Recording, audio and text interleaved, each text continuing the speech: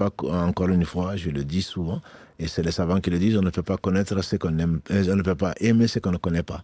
Donc savoir, et on a vu pendant combien de mois, combien Allah subhanahu wa ta'ala a éprouvé, comment Allah subhanahu wa ta'ala a choisi et comment il a été éprouvé lui et ses compagnons, en voyant ça, forcément on l'aime. Donc il faut connaître la vie du prophète sallallahu alayhi wa sallam, et ensuite il faut y croire.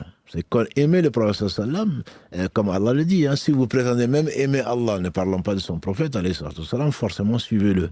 Donc si on connaît, il faut appliquer ce qu'il a envoyé, il ne faut pas en douter. Il ne faut pas en douter.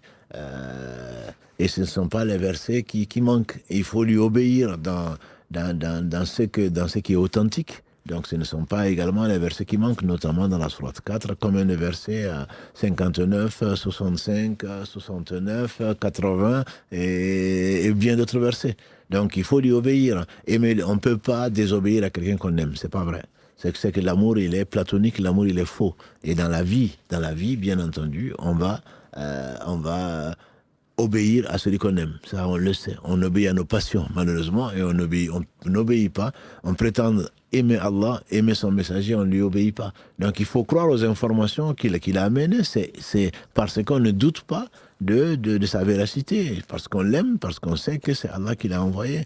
Et il faut aimer ce que le prophète aimait, notamment le bon comportement, et le prendre comme modèle. Donc, il y a, bien sûr, on peut y rester des heures et des heures, mais aimer, ça deviendrait un amour platonique si on fait le contraire de celui qu'on prétend aimer.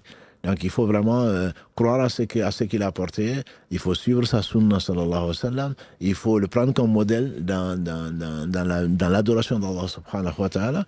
Et cela ne veut pas dire que l'extérieur est plus important que l'intérieur, mais justement l'extérieur va se refléter donc dans l'intérieur, et on aura la saveur de la foi comme il l'a promis sallallahu alayhi wa sallam. Barakallahu fik pour cette précision. Une autre question sur ce que le monde, on va dire, dans sa globalité, que ce soit musulman ou non musulman, disent sur le prophète sallallahu alayhi wa sallam. Quel héritage en fait le prophète sallallahu alayhi wa sallam a pu laisser au monde qui profite même de nos jours, que ce soit aux musulmans et aux non musulmans? Le prophète alayhi salatu salam, Allah dit donc